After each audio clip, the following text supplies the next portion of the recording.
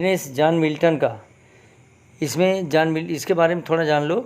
John Milton जो है जब लगभग 30 वर्ष की अवस्था में तभी वह आँखों से अंधा हो जाता है। वह सोचता है कि अब मैं अर्धाई में जो है इस जटिल दुनिया में जो है चूँकि अंधा हो गया हूँ, इसलिए जो है मेरे सामने एक बहुत बड़ी समस्या है और यह संसार मुझे बड़ा जो है विचित्र सा प्रतीत होता है।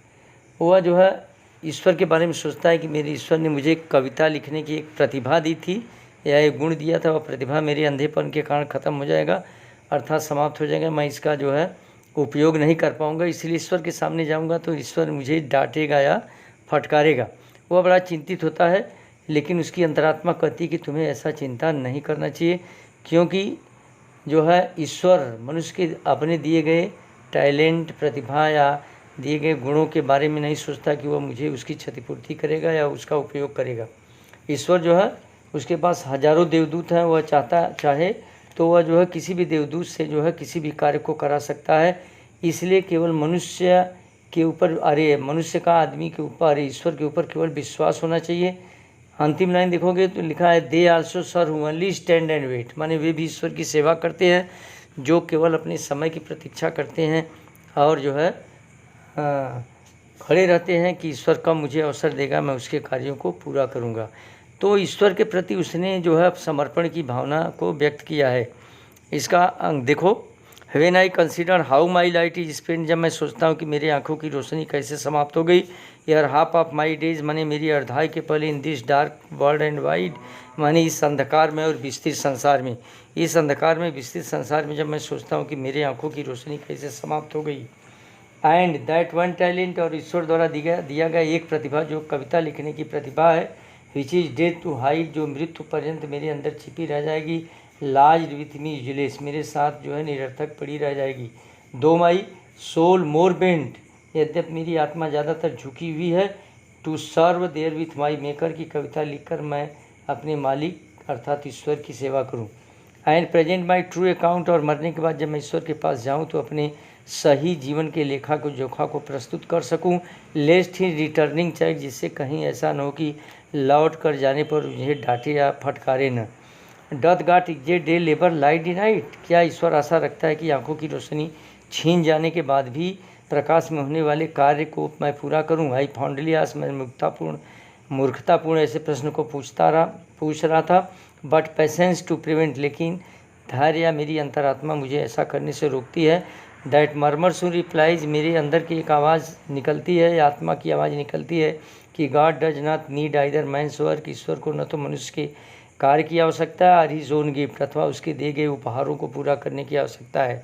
Who best bear his mild, जो कि ईश्वर द्वारा दिए गए सुख दुख को प्रसन्नतापूर्वक सह लेता है। दे सर्व हिम बेस्ट, वहीं ईश्वर का सबसे अच्छा सेवक होता है, क्योंकि हिज स्टेट इज किंगली, उसका साम्राज्य राजाओं जैसा है।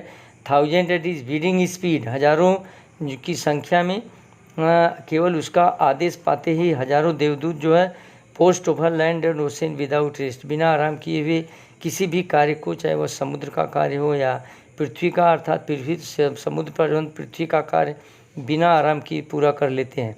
इसलिए they also serve who only stand and wait, वे भी ईश्वर की सेवा करते हैं जो केवल खड़े रहते हैं और प्रतीक्षा करते रहते हैं कि ईश्वर मुझे अवसर देगा, मैं उसके कार्यों को पूरा करूंगा।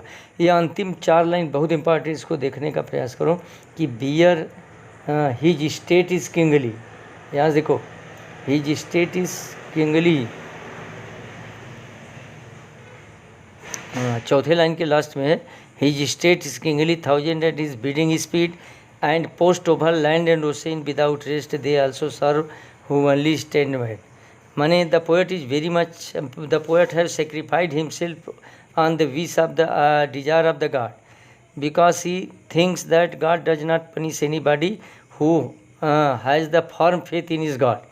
He says that because God is like the king, he has so many angels for any work doing, so there are thousands of his angels, and on his bidding they speedily post the work of the land and ocean, and they do not also take the rest because they are most powerful. So the God is most powerful and he can complete any of his own work if he wants. So at last the poet want to say that they also serve who only stand and wait. Ki they are the server of the God who only stand and wait that the God will give the chance and he will complete his desires and what talent has been given by him. So he is the most server of God who only wait for his chance and the desire of fulfillness of his bidding.